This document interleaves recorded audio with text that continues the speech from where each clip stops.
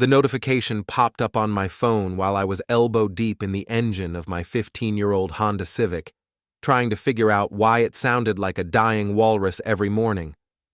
My wife Melissa's latest Instagram post had just gone live, and apparently the universe thought I needed to see it right away. Some husbands think they're irreplaceable. Dachi ein, living my best life. Know your worth. Before we dive deeper into this story, I have one small request. Please subscribe, drop a like, and tell me in the comments what city you're watching from. The photo showed her perfectly manicured hand holding a champagne flute against the backdrop of our local country club. The same country club where I'd been picking up extra IT consulting gigs to pay for her membership. I wiped my greasy hands on my jeans and stared at the screen. 23 likes already, and it had been posted 30 seconds ago. The comments were rolling in from her usual crew of suburban housewives and wine mom wannabes. Yas, queen!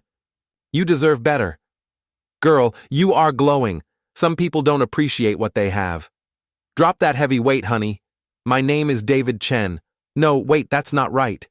My name is David Mitchell, and I've been married to Melissa for 12 years. 12 years of watching her transform from the sweet, ambitious girl I met in college into this social media-obsessed stranger who spoke in hashtags and measured her self-worth in likes and follows. I scrolled through her recent posts. There was the gym selfie from yesterday with the caption, "New Year, New Me." There was the coffee shop check-in with her sister Trish, captioned, "Sister time is the best time." And there, buried 3 posts down, was the last photo that included me, a blurry shot from our anniversary dinner 2 months ago where I looked like I'd rather be getting a root canal. The garage door to our suburban home creaked as I rolled it up, letting in the crisp January air. Our neighborhood in Millbrook Falls looked like every other middle-class development in New England. Cookie-cutter colonials with 2-car garages and the kind of manicured lawns that required a mortgage payment's worth of maintenance every year. Mrs. Donnelly from next door was already at her mailbox, which meant the neighborhood gossip network would be fully operational within the hour. She waved at me with the enthusiasm of someone who'd just discovered a new piece of drama to dissect. "Morning, David. How's that car treating you?" "Like a faithful old dog," I called back. "Ugly, but loyal." She laughed, but I could see her eyes scanning for signs of marital discord. Mrs. Donnelly had a PhD in reading between the lines of suburban relationships, and she'd probably already seen Melissa's post. My phone buzzed again. A text from my daughter Cassie, who was supposedly studying communications at the state university, but seemed to major in TikTok videos and Instagram stories. "Dad, what did you do? Mom is freaking out." I hadn't done anything yet, which was apparently the problem. According to Melissa's social media presence, I was the anchor dragging down her ship of self-actualization, the boring husband who worked too much, laughed too loud at his own jokes, and had the audacity to suggest that maybe we didn't need to spend $300 on artisanal candles that smelled like forest dreams and unicorn tears. But here's the thing about being underestimated: it gives you a certain freedom. When people think you're predictable, they stop paying attention to what you're actually doing. I walked back into the garage and opened my laptop, logging into our shared iCloud account. Melissa had forgotten to change the password after her last phone upgrade, which meant I had access to every text message, every photo, and every late-night conversation she thought was private.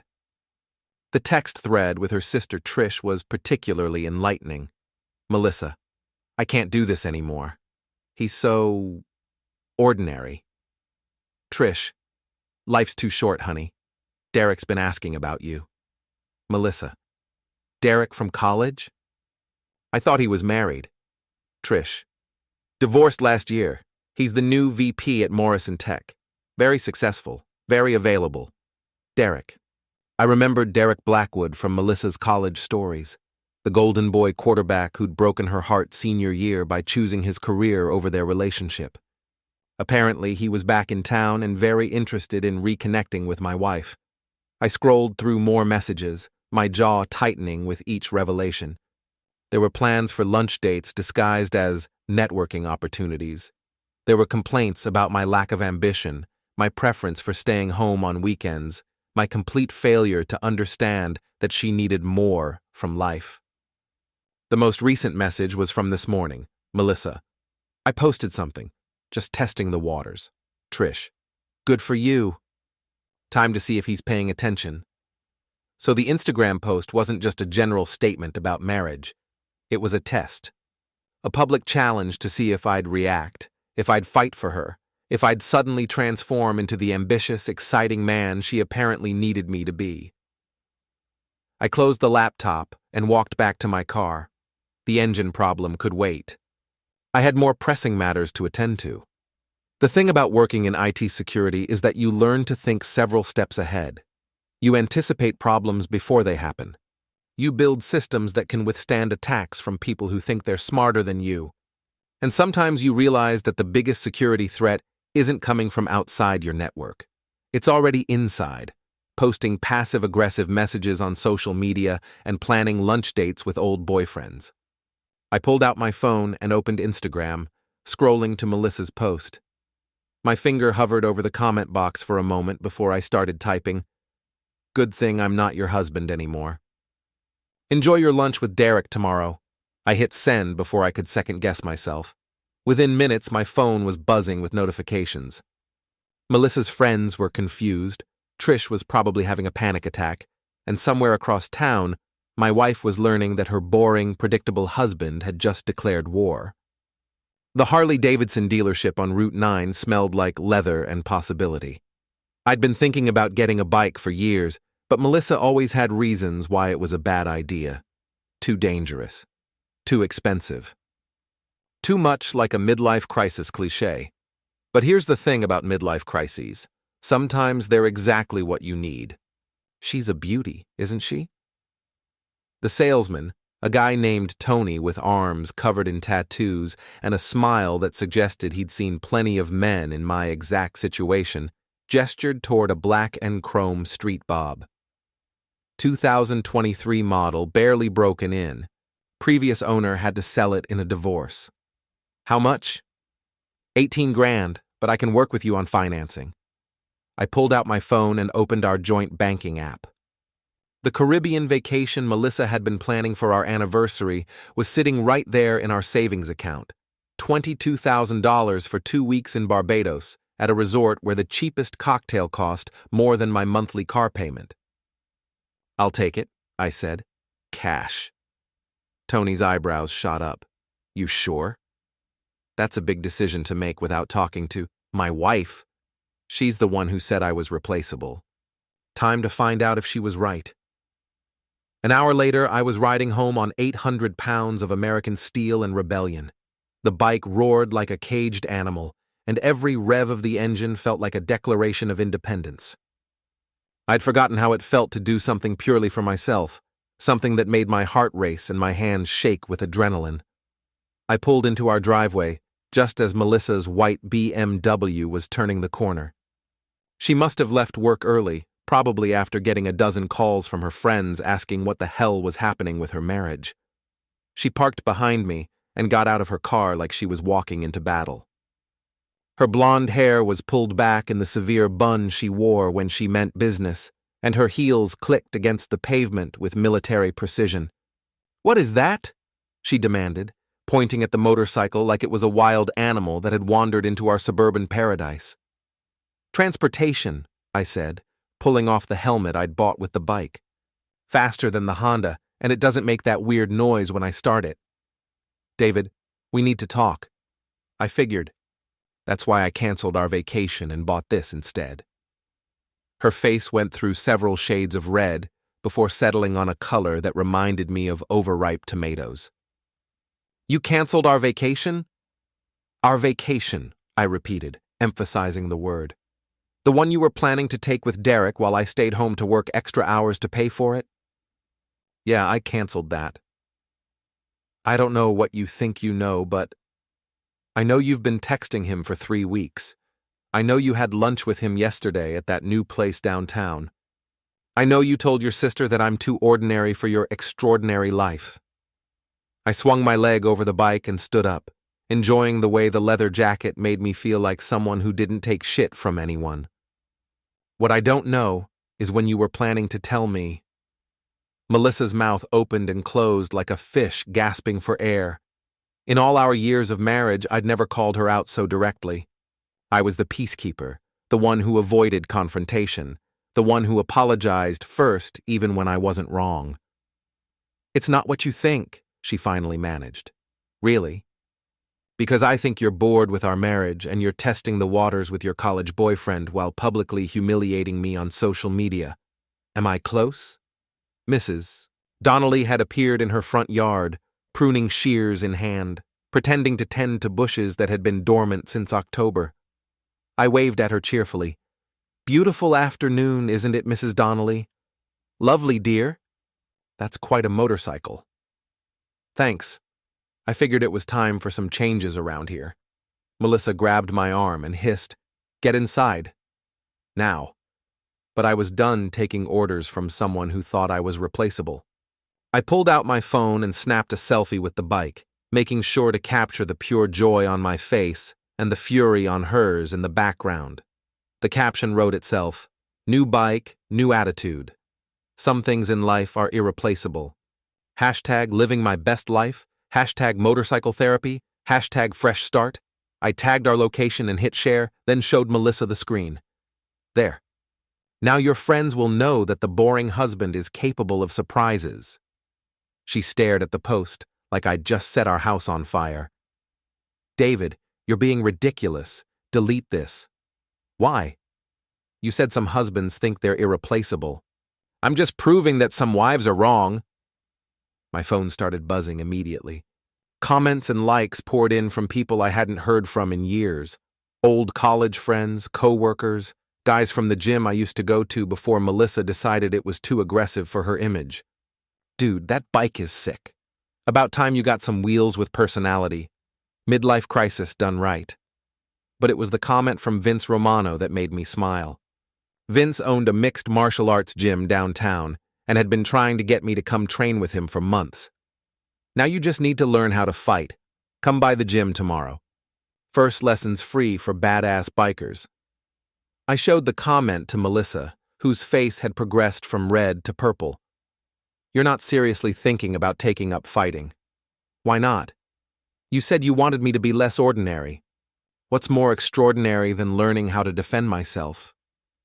David, this is insane. You're having some kind of breakdown. No, I said, putting the helmet back on and starting the bike. The engine roared to life, drowning out whatever else she was trying to say. I'm having a breakthrough. I rode away, leaving my wife standing in our driveway with her mouth hanging open and Mrs. Donnelly watching from her garden with the satisfied expression of someone who'd just witnessed the most entertaining neighborhood drama in years. The bike handled like a dream, carving through the suburban streets toward downtown Millbrook Falls. The city had seen better days. Old mill buildings converted into trendy lofts, family businesses squeezed out by chain stores, the kind of gentrification that pushed out character in favor of convenience. But there was still life here, still people who worked with their hands and said what they meant and didn't measure their worth in social media metrics. Romano's MMA gym was in a converted warehouse near the river, the kind of place that looked rough from the outside but felt like home once you walked through the door. The sound of gloves hitting heavy bags and the smell of honest sweat greeted me as I pushed through the entrance. Vince looked up from where he was coaching a young woman through her footwork. He was shorter than me, but built like a tank, with hands that had broken more noses than I'd fixed computers. Well, look who decided to join the real world, he called out, grinning. How's that bike treating you? Like therapy with a motor. And how's the wife handling your new attitude? I thought about Melissa standing in our driveway, furious and confused, and probably calling her sister to complain about my sudden personality change. She thinks I'm having a breakdown. Vince laughed and tossed me a pair of gloves. Maybe you are. but sometimes you have to break down before you can build yourself back up. He was right. The man who'd bought that motorcycle and posted that picture wasn't the same person who'd been fixing his car this morning. That David had been predictable, accommodating, safe. This David was something else entirely. The Morrison Tech building was all glass and steel, the kind of corporate monument that screamed, "We're disrupting industries and changing the world," while actually just moving money around in increasingly complicated ways. I'd been here dozens of times for IT consulting work, but today felt different. Today I was here to meet Derek Blackwood. Melissa thought I was at my regular job across town. She'd spent the morning texting me apologies and explanations, trying to walk back the damage from yesterday's driveway confrontation. But her messages felt hollow, like a politician's press release after getting caught in a scandal. "David, I think we both said things we didn't mean yesterday. Can we talk when you get home?" I made dinner reservations at Romano's for 7 o'clock. Romano's was our anniversary restaurant, the place where we'd had our first date 12 years ago. She was pulling out all the stops, trying to smooth things over before I could dig any deeper into her relationship with Derek. But I was already in the elevator, heading to the 15th floor, where Morrison Tech's executive offices lived in climate-controlled luxury. The receptionist, a young woman with the kind of aggressively cheerful demeanor that suggested she was paid well to pretend she cared, looked up as I approached her desk. "Good morning. How can I help you?" "I'm here to see Derek Blackwood." "I'm David Mitchell from Secure Systems IT. We have an appointment." It was a lie, but a convincing one. I'd done enough work in this building that my name was probably in their system, and Derek wouldn't want to refuse a meeting with someone who might know about his extracurricular activities. "Let me check his calendar," she said, fingers flying over her keyboard. "I don't see anything scheduled, but let me call his assistant." While she made the call, I studied the corporate portraits hanging on the wall. Derek's photo was prominently displayed among the other VPs. Square jaw, perfect teeth, the kind of confident smile that suggested he'd never met a problem he couldn't charm his way out of. "Mr. Blackwood can see you now," the receptionist said. "Take the elevator to the 17th floor. His office is the corner suite." The elevator ride gave me time to think about what I was going to say. I wasn't here to start a fight, not yet. I was here to gather intelligence, to understand exactly what I was dealing with. Derek's office was everything I'd expected. Floor-to-ceiling windows with a view of the river, furniture that cost more than most people's cars, and enough awards and certificates to wallpaper a small room. The man himself was standing behind his desk, looking every inch the successful executive in his tailored suit and Italian leather shoes. "David Mitchell," he said, extending his hand with the practiced warmth of someone who'd been trained in executive presence. "I don't think we've met, but I've heard great things about your work." I shook his hand, noting the firm grip and the expensive watch. "I appreciate you taking the time to meet with me, Mr. Blackwood. I understand you're quite busy these days. Please, call me Derek. And yes, the new position has been keeping me on my toes, but I always have time for potential business partners." He gestured to the chairs in front of his desk. "What can I do for you?" I sat down and looked around his office, taking in the personal touches, framed photos of exotic vacations, expensive hobbies, the kind of lifestyle that required serious money to maintain. "Actually, I'm here about a personal matter," I said, watching his expression carefully. "I believe you know my wife, Melissa." The change in Derek's demeanor was subtle but unmistakable. His smile became a fraction less genuine, his posture a degree more defensive. "Melissa Mitchell," he said slowly. "Yes, we've reconnected recently. We went to college together." "So I've heard. She's mentioned your lunch meetings." "Lunch meetings?" Derek leaned back in his chair, trying to project casual confidence.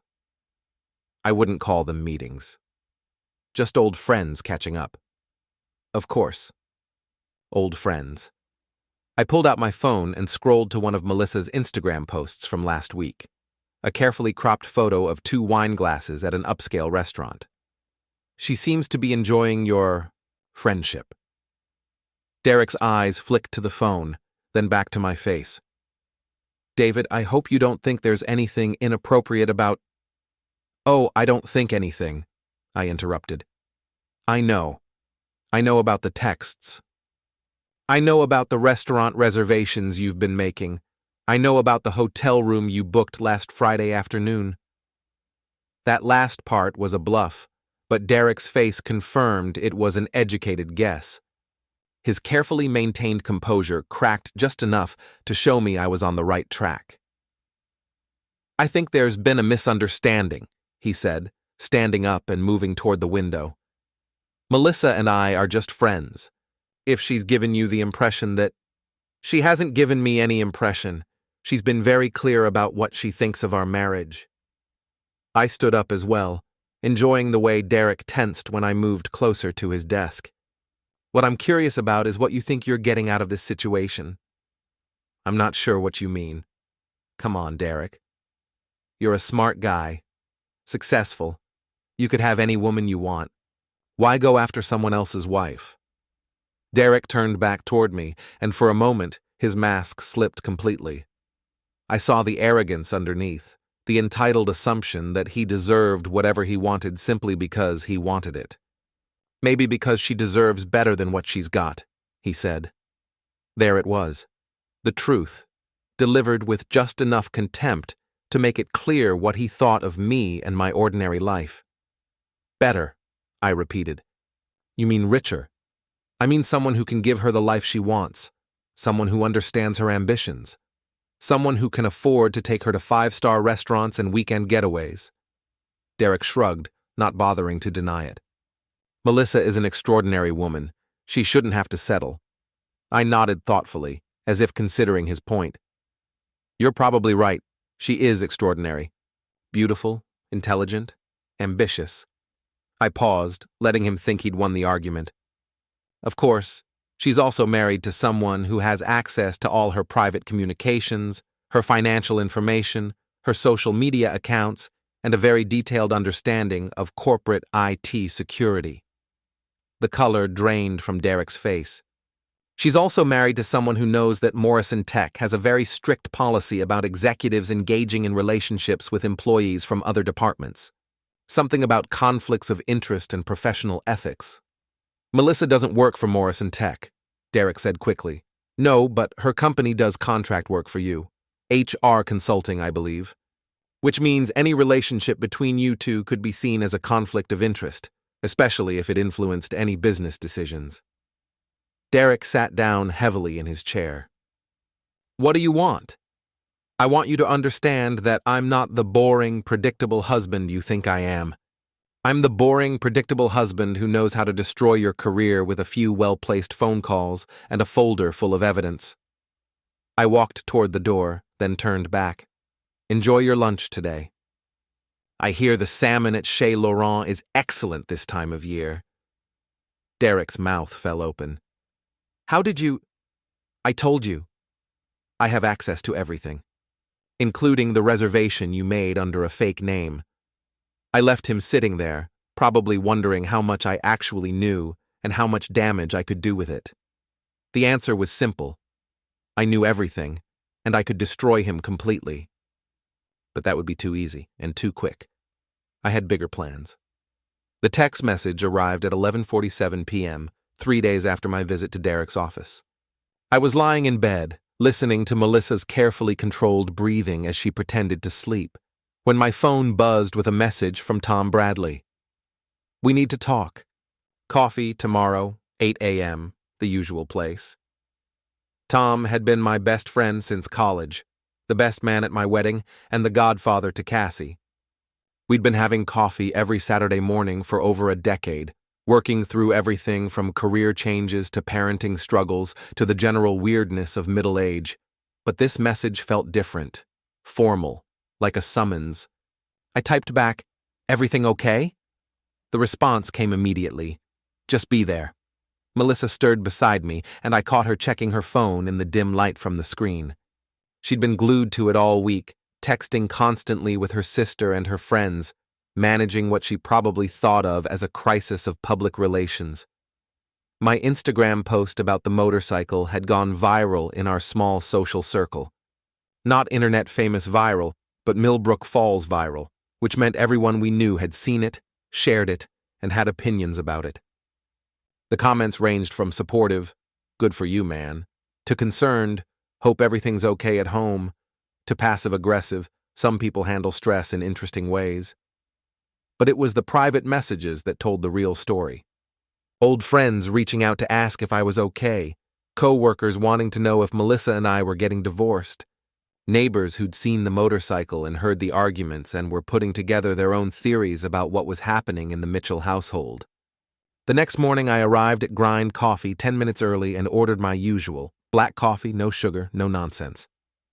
The place was busy with the Saturday morning crowd, families with young kids, college students with laptops, retirees reading newspapers and solving the world's problems one conversation at a time. Tom walked in exactly at 8, followed by Mike Santos and Jeff Chen. The gang was all here, which meant this wasn't going to be a casual conversation about weekend plans and work stress. They ordered their drinks and sat down at our usual table in the back corner, the one with the wobbly leg that we'd been meaning to complain about for years, but never did because it was our table.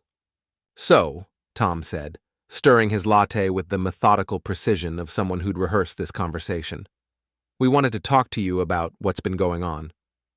"What's been going on is my life," I said.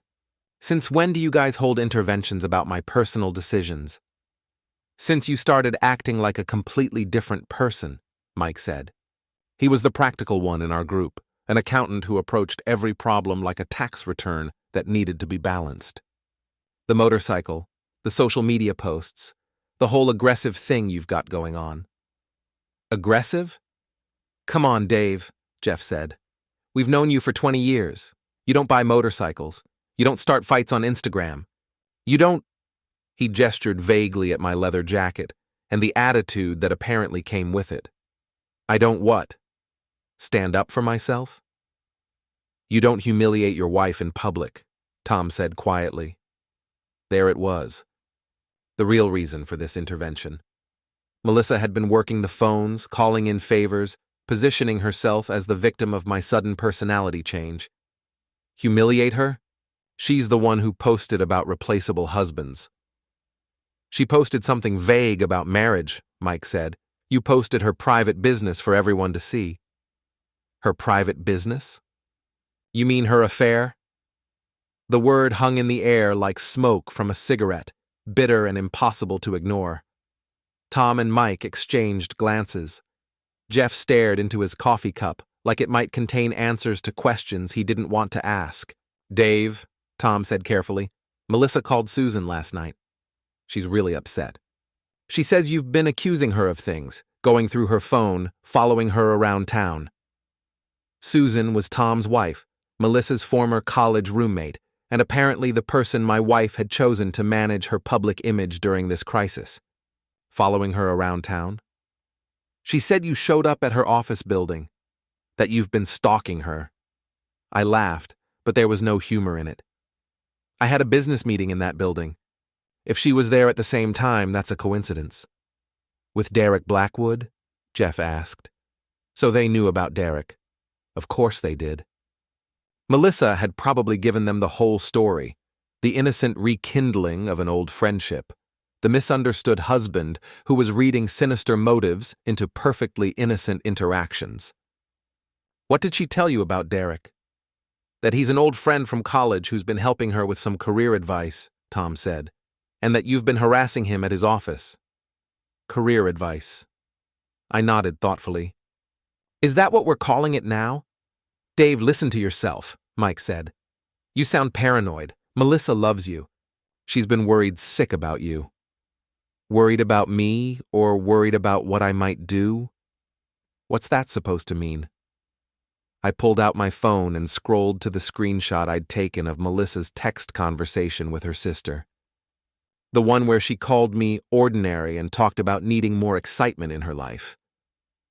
"It means your friend Melissa has been planning her exit strategy for weeks, and you guys are here to help her manage the narrative." I showed them the screenshot. Tom read it first, his face going through several expressions before settling on uncomfortable recognition. He passed the phone to Mike, who handed it to Jeff without reading it. "Where did you get this?" Tom asked. "From her phone. We share an iCloud account." "Dave, you can't just—" "Can't what?" "Access my own family's shared account? Check on communications that involve my marriage and my financial future?" "It's a violation of privacy," Mike said. "So is sleeping with someone else while you're married to me."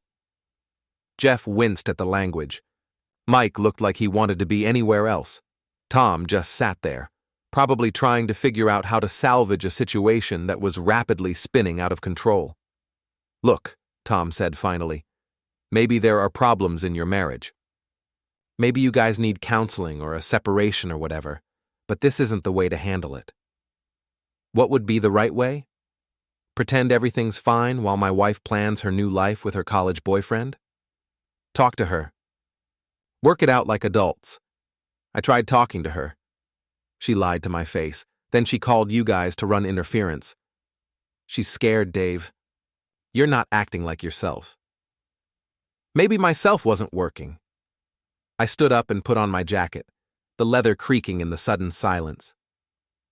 "You know what the funny thing is? I thought you guys were my friends. I thought when the chips were down, you'd have my back." "We are your friends," Tom said. "That's why we're here." "No, you're here because Melissa asked you to talk me down. To get me back in line so she can continue her affair without any inconvenient drama from the husband she's planning to replace." "That's not—" "Tell me something, Tom. If Susan was cheating on you and you found out about it, what would you do?" Tom opened his mouth, then closed it. The question hung between us like a challenge. Would you talk it out like adults?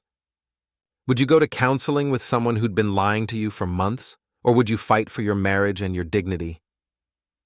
None of them answered. That's what I thought.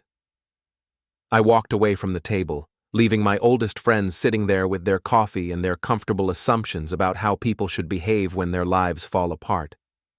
Outside, the morning air was cold and clean.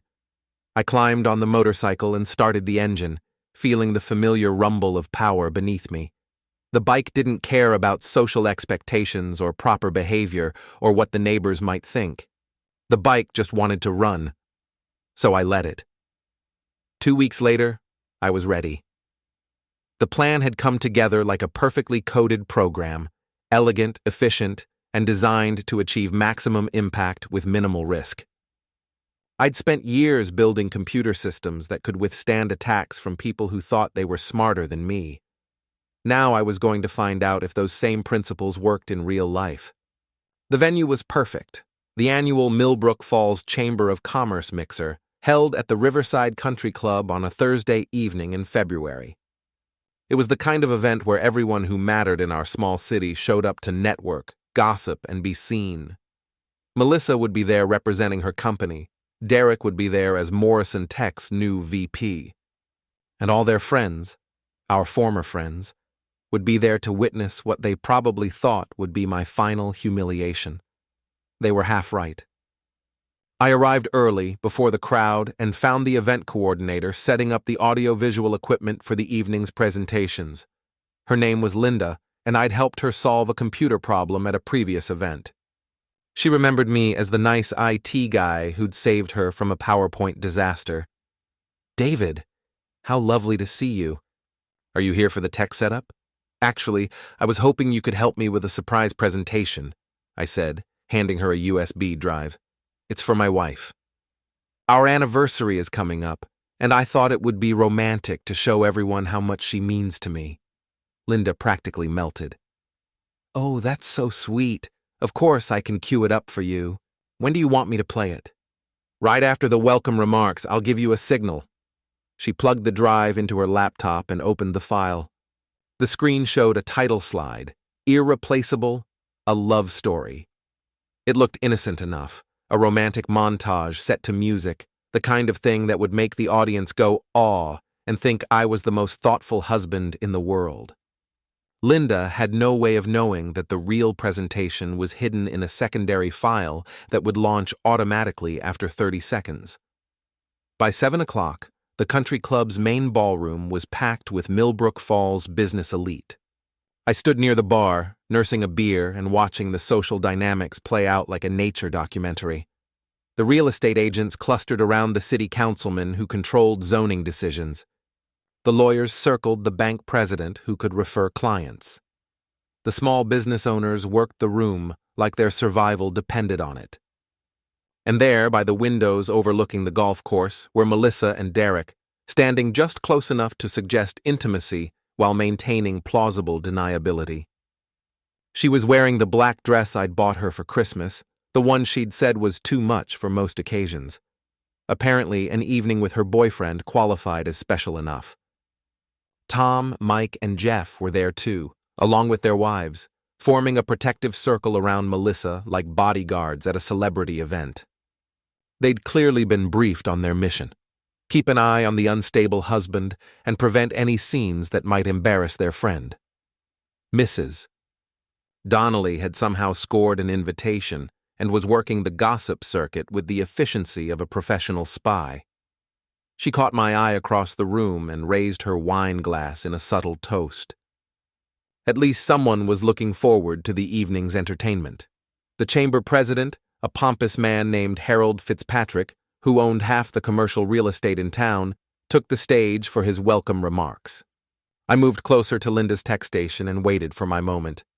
And we're delighted to welcome several new businesses to our community this year, including Morrison Technologies and their dynamic new vice president, Derek Blackwood. Derek raised his hand and smiled modestly, while the crowd applauded. Melissa beamed at him like a proud girlfriend. Tom and his crew looked nervous, probably wondering what I was planning. But before we begin our formal program, I understand we have a special presentation from one of our community members. David Mitchell, would you like to say a few words? I walked to the front of the room, feeling every eye in the place focused on me. The conversations died down to whispers, then silence. Someone's phone camera flashed. Probably Mrs. Donnelly, documenting the moment for posterity. Thank you, Harold. I appreciate the opportunity to share something special with all of you tonight. I looked directly at Melissa, who was staring at me with the expression of someone watching a car accident in slow motion. As many of you know, my wife Melissa and I have been married for 12 wonderful years. She's an extraordinary woman, beautiful, intelligent, ambitious, and I wanted everyone to see just how irreplaceable she truly is. I nodded to Linda, who clicked her remote with the enthusiasm of someone who thought she was about to witness true romance. The lights dimmed, and the projection screen filled with our wedding photo. Melissa in her white dress, me in my rented tuxedo, both of us young and happy and convinced we'd figured out how to beat the odds. The audience made appreciative sounds.